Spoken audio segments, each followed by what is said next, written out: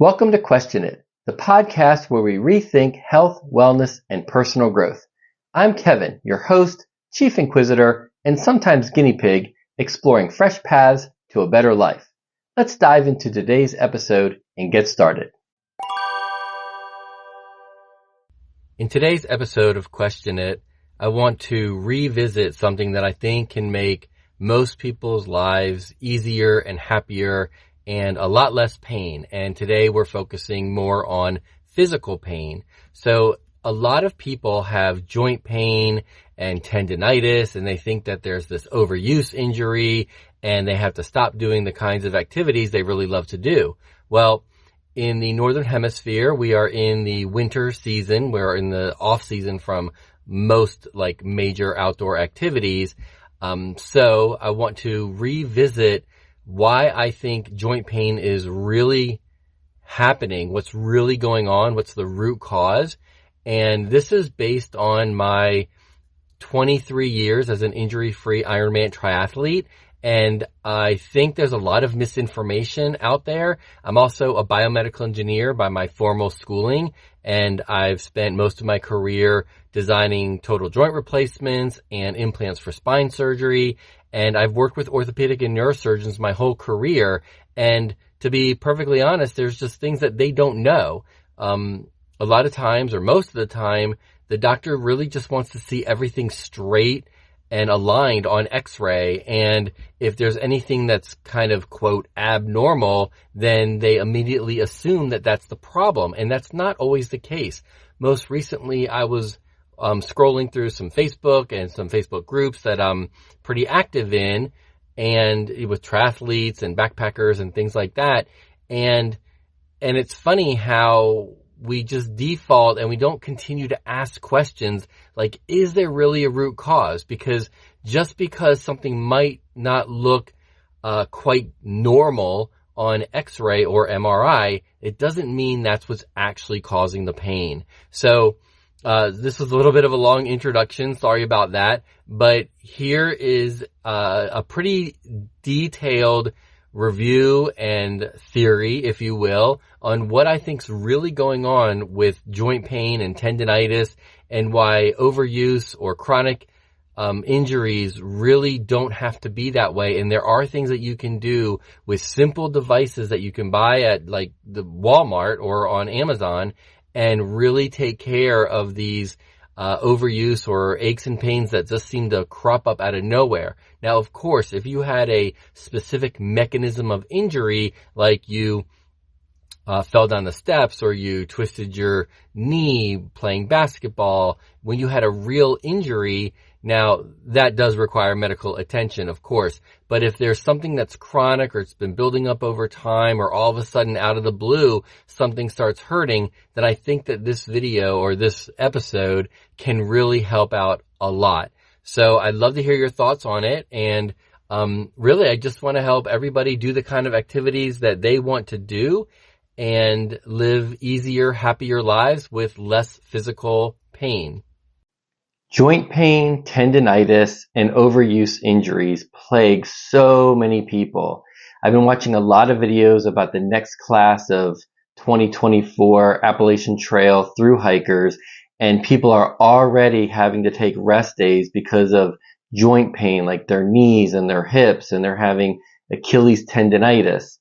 So what I want to share with you in this video is what I've been doing for the past 23 years as an Ironman triathlete, a backpacker, a rock climber, a ballroom dancer, what I've been doing to be injury-free the entire time.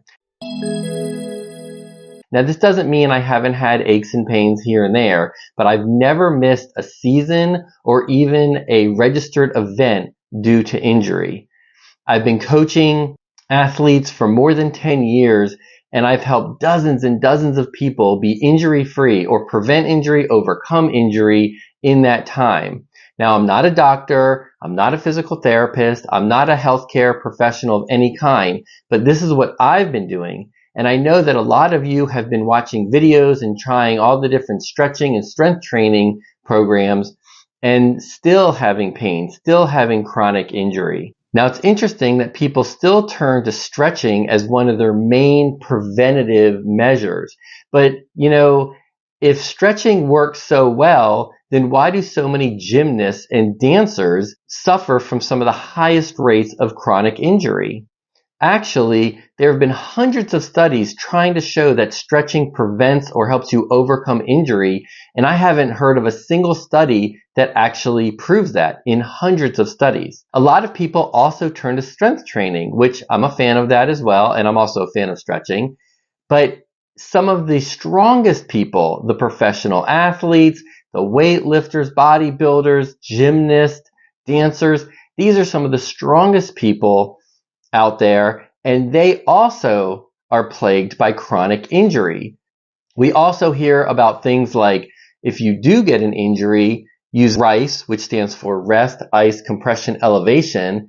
But did you know that the surgeon who came up with that protocol, Dr. Gabe Merkin, as a marathon runner and an orthopedic surgeon back in the 1970s, but in 2015, he completely redacted that protocol. RICE is no longer the standard of care for some kind of joint pain, tendinitis, ligament injury, sprain, anything like that. So what are we supposed to do? I want to help you be injury free like I've helped myself and like I've helped so many friends, family, and athletes that I've coached over the years. What do I think is really going on when it comes to joint pain or tendinitis or this overuse injury? A lot of people think that it's all the pounding that we do in our joints. So let's talk about that for a moment. Again, as a biomedical engineer who's designed dozens of hip implants and spinal implants over the years, let's talk about pounding of joints. Joints do not pound like a hammer pounds a nail, right? So a hammer pounds a nail like this. So let's talk about the knee joint as an example.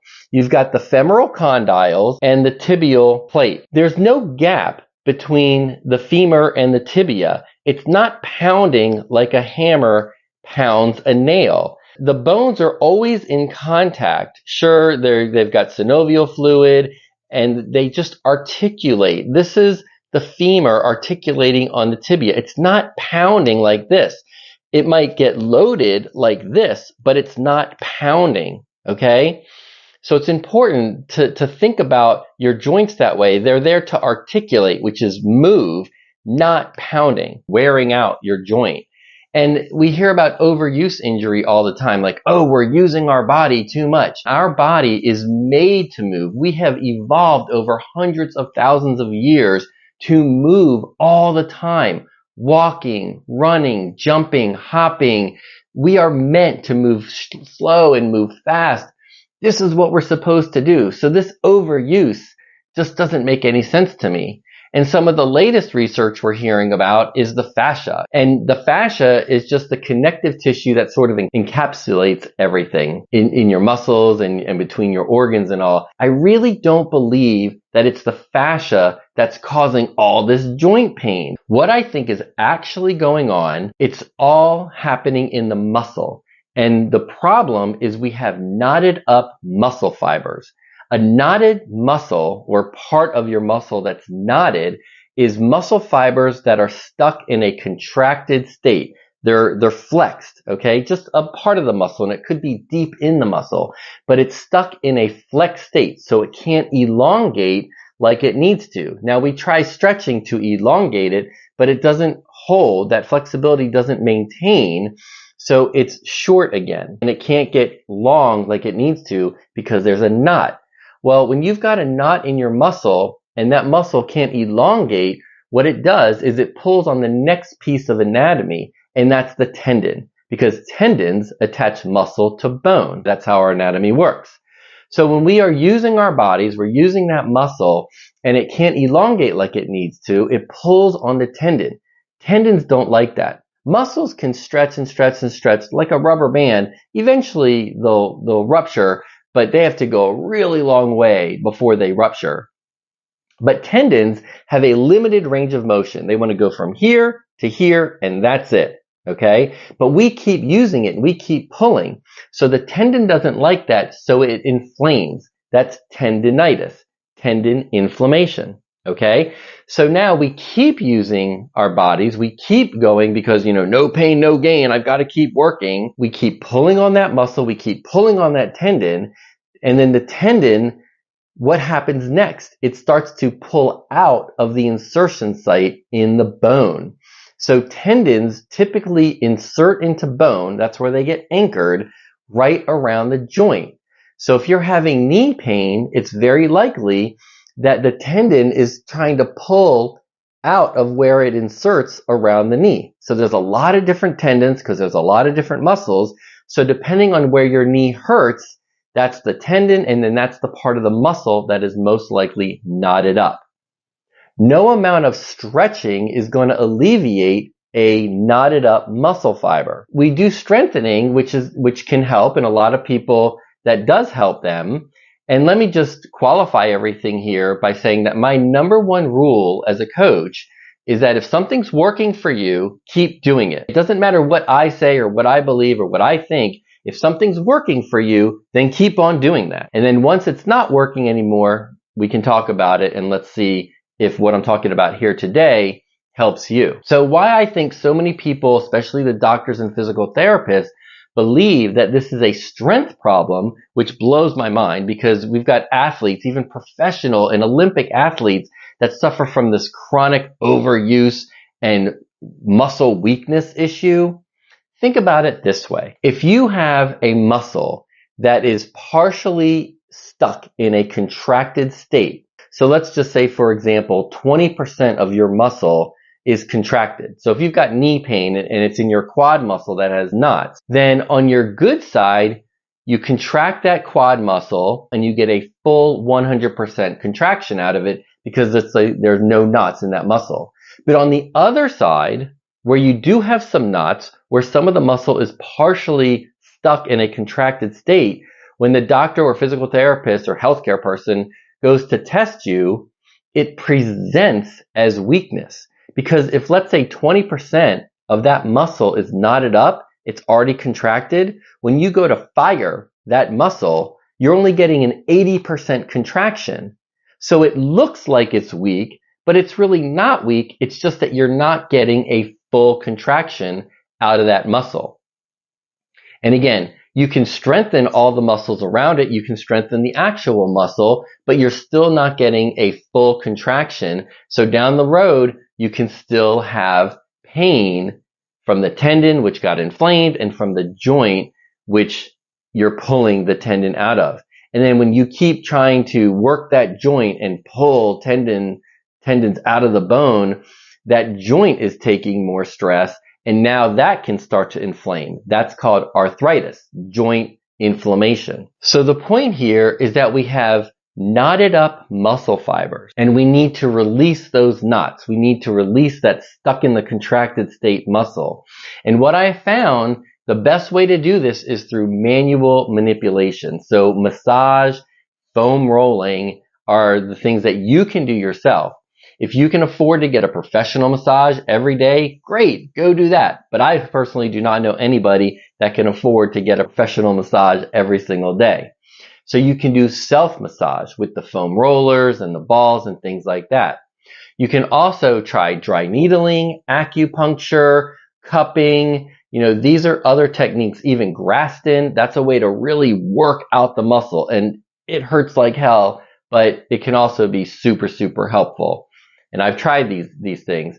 But what I can do every day or multiple times a day is I can foam roll. And when you're out hiking the Appalachian Trail for 3, 4, 5, 6 months, you can't get off the trail and get a massage. And oh my gosh, getting cortisone injections, that's like, if it helps you, great, but that just sounds like the most awful thing. And there's a lot of research that shows that it actually can cause a lot more damage down the line.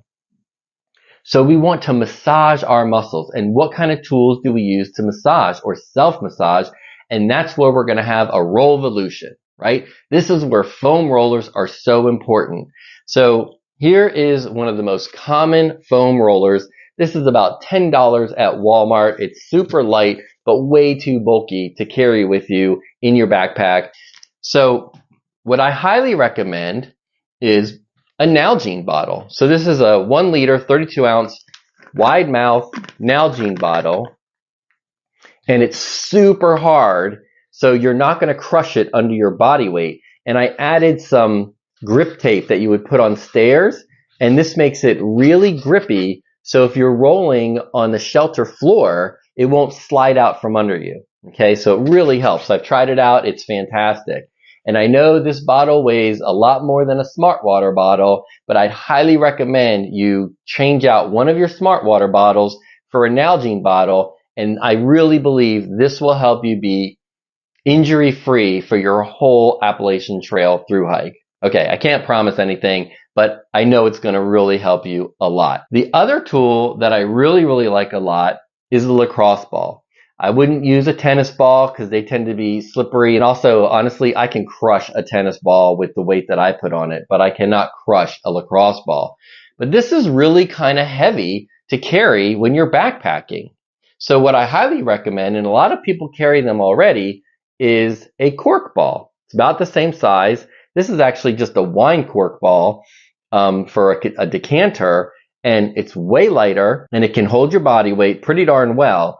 And that's what I recommend carrying when you're going backpacking. So these are the main tools that I would recommend. Now, I know a lot of people carry the cork ball and they roll out their muscles like this, maybe their feet.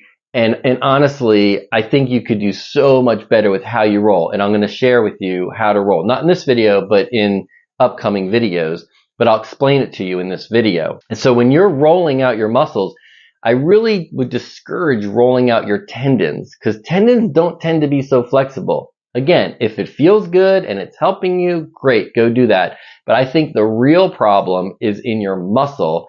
It's just showing up with pain in your tendon, with tendon inflammation, that's tendinitis, or the pain is really coming from the tendon pulling out of the bone right around the joint. So the protocol that I highly recommend, and this is like the big news, to roll twice a day, and it's more important to roll frequently with lower intensity than to roll like once a week and get really high intense. I mean, you can actually bruise your muscles and your skin when you roll really hard. You can make yourself sore just like you can get sore after getting a professional massage. So more frequent rolling. So I would say morning and evening, like before bed and as soon after you wake up, to do your rolling.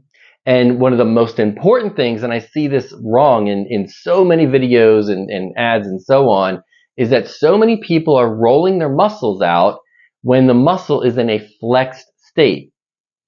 When your muscle is flexed, okay, this is a little embarrassing, but when your muscle is flexed, you can't dig in deep. And how many people are flexing when they're getting a professional massage? No, you relax completely. And that's the key to rolling is, let's say you're rolling your calf, okay? So this is my foot, this is my calf. You don't want your toe pointed straight up because that's going to be flexing the calf muscle. You want your toe to be relaxed. Then you can dig into that calf muscle a lot more. You're going to get a much more effective roll. And something else that people experience a lot when they're rolling is it's so tender. It hurts just to roll. If it hurts your muscle when you're rolling, then that's all the more reason why you need to be rolling your muscles and massaging your muscles even more, because your muscles should not be tender when you're putting pressure on them. It shouldn't hurt. It should hurt so good, actually.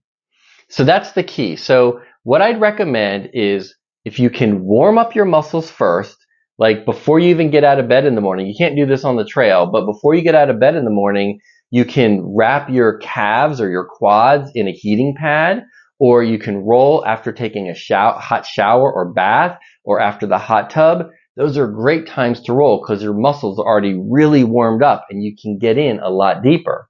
So first, warm up the muscle, then do your rolling. It could be, a minute. It could be 30 seconds.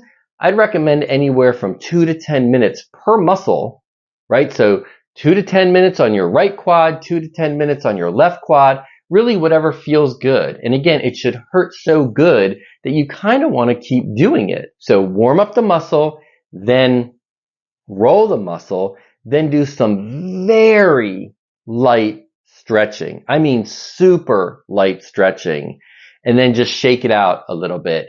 And I think that's the protocol that's going to really help you be injury free. And I think it's going to help you overcome some of these injuries, especially if you just started to get some pain, some Achilles tendinitis, plantar fasciitis, knee pain, hip pain, tennis elbow, carpal tunnel, shoulder pain.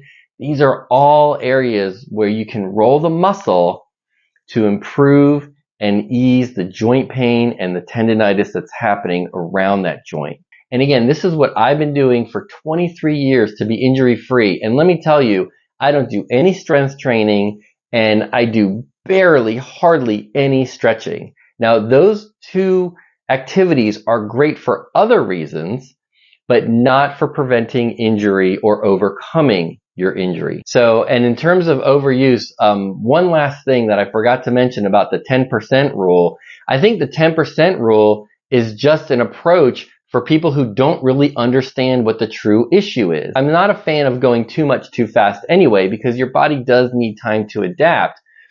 But I once trained an athlete from couch to Ironman in 6 months injury free. Now, I wouldn't recommend doing that, but it is possible. I really think the 10% rule is just a safety factor when you don't actually understand the problem. But if you roll and massage out your muscles on a regular basis, I think then you're going to have much greater success and your performance is also going to improve a lot.